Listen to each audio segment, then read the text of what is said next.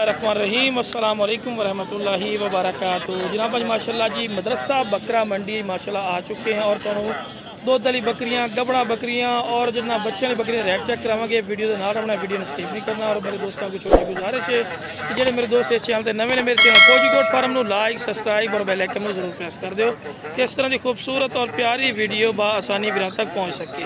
तो माशाल्लाह जी बड़े कद काठ वाली 40-40 इंच वाली माशाल्लाह इस टाइम बकरियां खलोतियां पे माशाल्लाह जी सामने तुम चेक कर सकते हैं। चिट्टे ताल दे विच प्योर मक्खी चीनी मदरसा नस्ल दियां।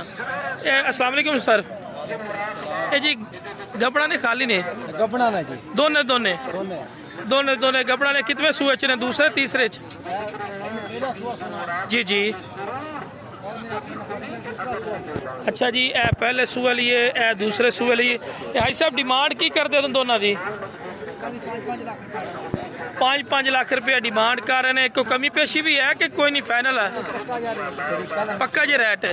काल तक कुछ कमी पेशी हो जाएगी तो जी थोड़ा घना वाधा घट हो जासी जी। 5-5 लाख रुपये डिमांड कर रहे हैं। बाकी चीज़ा माशाल्लाह तुहाडी अक्खां दे सामने ने, कमाल दी माशाल्लाह चीज़ ने। फेस ब्यूटी माशाल्लाह अच्छी है, पशम वगैरह कद काठ माशाल्लाह बहुत प्यारा वा। बाकी लोकेशन पूछने आई साहब जी, लोकेशन कितने रहंदे हो सर? 25 थरियार हरनाबाद ना अपना तहसील हुरनाबाद पिंड 25 थरियार जिला भावन नगर 0307 38 16 495। की नाम है? हाजी नादर खान। हाजी नादर खान को जी खड़े ने माशाल्लाह माल। बाकी जनाब वीडियो के नाल बना मजीद भी तो जानवर चेक कराने माशाल्लाह जी। इतनी कोशिश होंगी अच्छे तो अच्छे माशाल्लाह। अच्छा माशाल्लाह ये भी अपना खड़ा है, क्या बात है। इन्हों का रिजल्ट एवं है ना जी? लो जी इन्हों का रिजल्ट है जी माशाल्लाह।